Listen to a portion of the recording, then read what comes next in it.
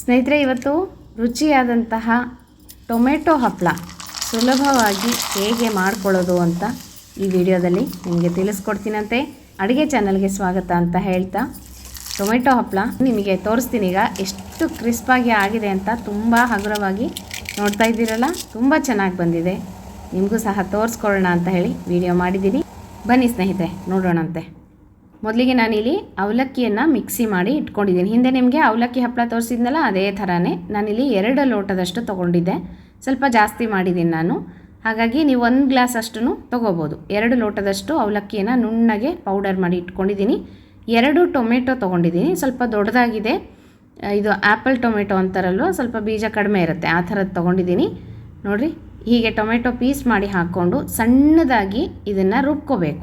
Tomato puree ಅಂತೀವಲ್ವ, ಆ ಥರ ನೋಡಿರಿ, ಹೀಗೆ ಮಾಡಿಕೊಂಡು ಇದನ್ನು ಒಂದು ಸಲ ಶೋಧಿಸ್ಕೊಳ್ಳೋಣಂತೆ. ಸ್ವಲ್ಪ ಏನಾದರೂ ಸಿಪ್ಪೆ ಆ ಥರದ್ದಿರುತ್ತೆ, ಮತ್ತು ಇಲ್ಲಾಂದರೆ ಬೀಜಗಳಿರುತ್ತೆ, ಹಾಗಾಗಿ ಶೋಧಿಸ್ಕೊಳ್ಳೋದು ಉತ್ತಮ.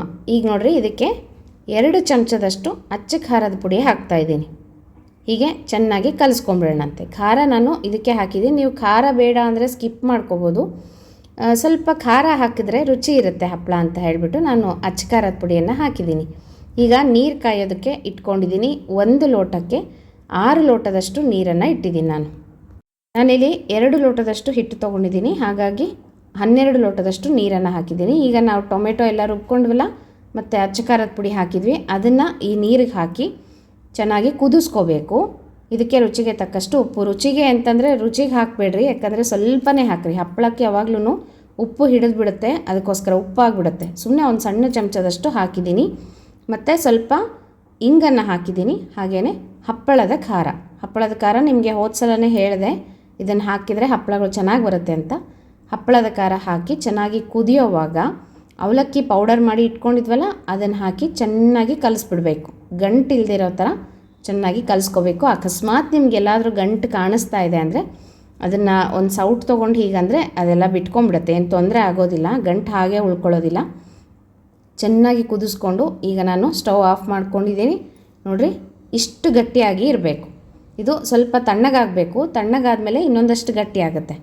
ನೋಡಿರಿ, ಈ ಹಂತದಲ್ಲಿ ನಾವು ಸ್ಟವ್ ಆಫ್ ಮಾಡಿಕೊಂಡು ಇದನ್ನು ಕೆಳಗಡೆ ಇಳಿಸ್ಕೊಂಡಿದ್ದೀನಿ. ಇದೊಂದು ಸ್ವಲ್ಪ ಈಗ ತಣ್ಣಗಾಗಿದೆ, ನೋಡ್ತಾ ಇದ್ದೀರಲ್ವ, ಕೆನೆ ಕಟ್ಕೊಂಡಂಗೆ ಆಗುತ್ತೆ ತಣ್ಣಗಾದಮೇಲೆ. ಈಗ ನಾನು ಒಂದು ಪ್ಲಾಸ್ಟಿಕ್ ಶೀಟನ್ನು ಹಾಕಿದ್ದೀನಿ. ಇದರ ಮೇಲೆ ಈಗ ಹಪ್ಪಳಗಳನ್ನು ಇಡ್ತಾಯಿದ್ದೀನಿ. ಸಣ್ಣದೊಂದು ಸೌಟ್ ತೊಗೊಂಡಿದ್ದೀನಿ, ಒಂಚೂರು ಹಾಕಿಬಿಟ್ಟು ಒಂಚೂರು ಹೀಗಂದರೆ ಸಾಕು. ತುಂಬ ಜಾಸ್ತಿ ಉಜ್ಜಲಿಕ್ಕೆ ಹೋಗಬೇಡ್ರಿ, ಯಾಕಂದರೆ ಹಪ್ಪಳಗಳು ಸೀಳ್ಕೊಂಬಿಡುತ್ತೆ. ಸ್ವಲ್ಪ ದಪ್ಪ ಇದ್ರೇ ಅದು ಒಣಕೊಂಡ್ಮೇಲೆ ಸರಿ ಹೋಗುತ್ತೆ, ತೊಂದರೆ ಇಲ್ಲ. ನೋಡಿರಿ, ತುಂಬ ಚೆನ್ನಾಗಿ ಬಂದಿದೆ ಸ್ನೇಹಿತರೆ. ಹಪ್ಪಳ ಮಾತ್ರ ಎಷ್ಟು ಟೇಸ್ಟಾಗಿದೆ ಅಂದರೆ ಬಾಯಲ್ಲಿಟ್ಟರೆ ಹಾಗೆ ಕರಗೋಗುತ್ತೆ, ಅಷ್ಟು ಹಗುರವಾಗಿ. ಮತ್ತು ಸ್ವಲ್ಪ ಟೊಮೆಟೊ ರುಚಿ ಕೊಡುತ್ತೆ ಅಷ್ಟೇ, ಫ್ಲೇವರ್ ಅಂತೂ ಏನೂ ಇಲ್ಲ. ನಾವು ಟೊಮೆಟೊ ಹಾಕಿದ್ದೀವಿ ಅಂತ ಗೊತ್ತೇ ಆಗಲ್ಲ. ಸ್ವಲ್ಪ ಖಾರವಾಗಿರುತ್ತೆ, ಹಾಗೆ ತಿನ್ನಲಿಕ್ಕೆ ತುಂಬ ರುಚಿ. ನೋಡಿರಿ, ಇಷ್ಟು ಹಪ್ಪಳಗಳಾಗಿತ್ತು ನನಗೆ 2 ಗ್ಲಾಸ್ಗೆ. ತುಂಬ ಜಾಸ್ತಿನೇ ಆಗಿತ್ತು. ಸ್ವಲ್ಪ ಚಿಕ್ಕದಾಗಿ ಇಟ್ಕೊಂಡ್ರೆ ಚೆನ್ನಾಗಿ ಎಷ್ಟೊಂದು ಆಗುತ್ತೆ, ಅದು ಅರಳ್ಕೊಳ್ಳುತ್ತಲ್ಲ, ತುಂಬ ಚೆನ್ನಾಗಾಗುತ್ತೆ. ಈಗ ನೋಡಿರಿ, ನಾನು ಒಂದಿನ ಪೂರ್ತಿ ಒಣಗಿಸಿದ್ದೀನಿ. ನೆಕ್ಸ್ಟ್ ಡೇ ಅದನ್ನೆಲ್ಲ ತೆಗೆದು ಒಂದು ತಟ್ಟೆಗೆ ಹಾಕಿ ಇನ್ನೊಂದು ದಿನ ಒಣಗಿಸ್ಕೊಂಡಿದ್ದೀನಿ. ಈಗ ಇದನ್ನು ಕರೆದು ನೋಡಿಸ್ತೀನಿ ನಿಮಗೆ ಹೇಗೆ ಬರುತ್ತೆ ಅಂತ ಹೇಳಿಬಿಟ್ಟು. ನೋಡಿರಿ, ತುಂಬ ಚೆನ್ನಾಗಾಗಿದೆ. ಗ್ಲಾಸ್ ಥರ ಕಾಣಿಸ್ತಾ ಇದೆ ಅಲ್ವಾ ನಿಮಗೆ? ಈ ಸಬ್ಬಕ್ಕಿ ಹಪ್ಪಳ ಅಂದ್ಕೋಬೇಕು, ಆ ಥರ ಆಗಿದೆ. ಆದರೆ ಕರೆದ್ರೆ ಒಳ್ಳೆಯ ಟೇಸ್ಟ್ ಸ್ನೇಹಿತರೆ. ಅವಲಕ್ಕಿ ಹಪ್ಪಳ ಮಾತ್ರ ತುಂಬ ರುಚಿ ಇರುತ್ತೆ.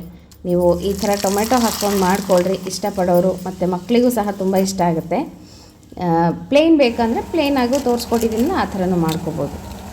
ತುಂಬ ಕ್ರಿಸ್ಪಾದಂತಹ ಅವಲಕ್ಕಿ ಟೊಮೆಟೊ ಹಪ್ಪಳ ನೀವು ಸಹ ಟ್ರೈ ಮಾಡಿರಿ ಸ್ನೇಹಿತರೆ.